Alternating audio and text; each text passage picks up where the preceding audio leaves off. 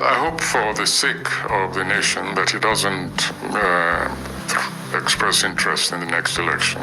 I'd like to ask Prof Wole Soyinka and other people, what is this thing about Obi? That means there's something in good you people see in this Obi. Because this man did not win elections. Arise News journalists Rufai Useni and Ayo respond to Professor Wole Soyinka's criticism of Peter Obi's fitness to govern Nigeria. Hello guys, welcome to our latest updates on Nigerian politics. Today we delve into a heated debate sparked by Nobel laureate Professor Wole Soyinka's recent criticisms of Peter Obi, the popular Labour Party presidential candidate. Recall that Professor Wole Soyinka questioned Peter Obi's ability to govern Nigeria, despite Obi not emerging as the winner of the recent presidential election, which declared President Bola Tinubu victorious. This statement has ignited a flurry of reactions, especially from Arise News journalists Rufai Useni, Dr. Ruben Abati, and Ayo.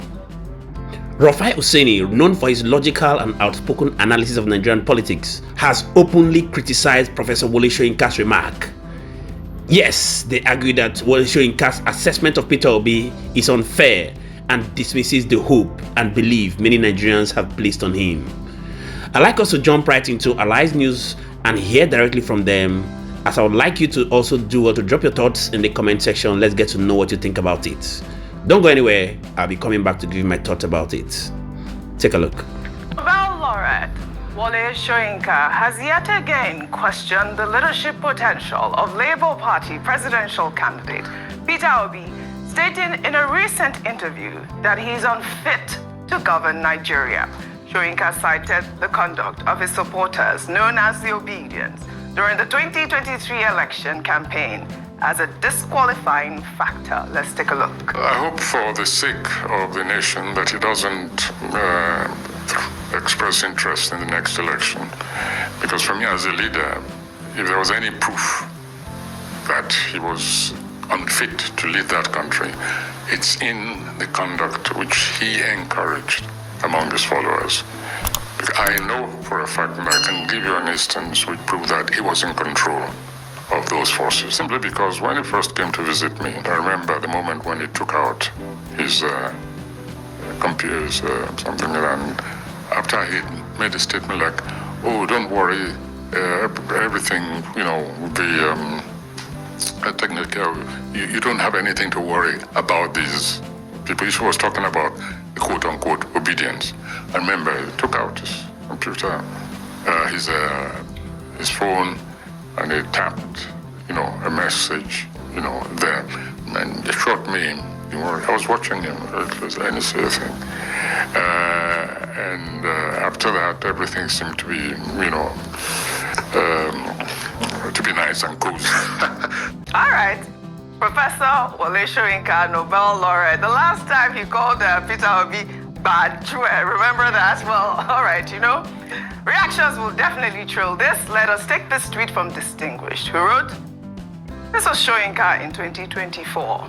After almost 8 months of Tinubu, I don't criticize heads of state till after a year. So he went to Aso Rock to give Tinubu 7 points agenda, but he can criticize Peter Obi, who isn't in Aso Rock. These are the elders we should respect." Daniel Rega wrote, "Wole Soyinka is entitled to his opinion about Peter Obi and the Labour Party, but I'm yet to see him criticize the present government or those currently in power, which speaks volumes for someone who's highly respected. His bias is glaring for all to see. With his voice, he can help start serious conversations." I mean, yes, that is true. He, with his voice, definitely can start serious conversations. But that's not the only thing, Wole Soyinka talked about during that interview. He also talked about the fact that Nnamdi Kanu is, has a right to, agitate for a separate nation. For all he knows, he did not bomb anywhere. So, he also talked about that. But that's the type of conversations that we are expected to hear from a leader like Wole Soyinka. One thing has to be said. I would like to ask Prof Wole Soyinka and other people, what is this thing about Obi? That means there's something in good you people see in this Obi. Because this man did not win elections. And after not winning elections, he's gone about conducting himself, doing his charity, but he's still the main point of conversation. So, kini pa Obi yi? What does that mean? Kini ni pato ni pa Obi yi? Because this man, he came to visit you. Afterwards, we all know how the visit went into a big hulabaloo. I don't want to talk more about that visit because I was very privy to a lot of things that happened in that visit. And I don't want to talk, for the sake of privacy. But afterwards, he went that way. And you keep indicting him as regards to the conduct of obedience, which are young people that have a right to react. What about the people that, did ethnic strife? What about the people that carried Uru in elections in Lagos? Professor Wole Soyinka has not said anything about that. What about people that were beaten? Professor Wole Soyinka has not said anything about. What about people in Ikota that were beaten?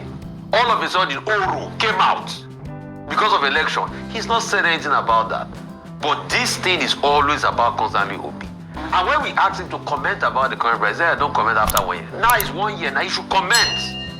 He will not still comment.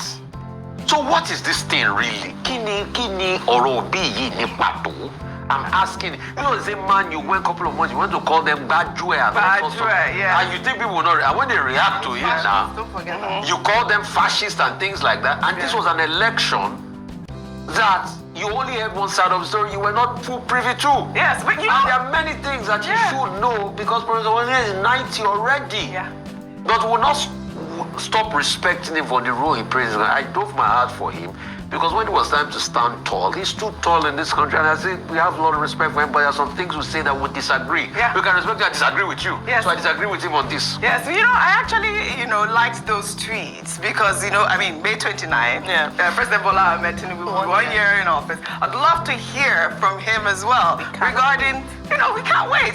May 29th is coming. We hope that he says something about this current administration because it would definitely speak volumes, especially given the fact that he's constantly criticizing the strong opposition. I'm one to lean towards Rufai saying, what did Peter Obi do? Because remember, he didn't even come second according to INEC. Yeah. He came third. So what you do about the fact that you're just... But let me say that Professor Wole Soyinka is a well-respected elder statesman. His contributions to Nigeria, not just locally, internationally, putting Nigeria on the global map with his writings and other things, is one to be certainly celebrated.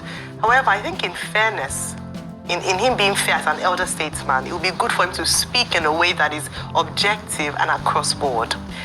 Professor Wole Soyinka is from Ogun State, the southwest part of Nigeria, and this is the southwest part of Nigeria, particularly in Lagos State, where we saw an election that was driven largely by, to a very large extent, let me not say largely, but significantly by ethnic slurs and ethnic divisions. And I didn't see him come out to condemn those things in very strong terms, because he ought to be proud of his own heritage, being a Yoruba man himself, and to say, no, we're not going to stand for that. Nigeria cannot survive being divided. Ojeh, we saw on TV where someone came and talked about Yachukudi.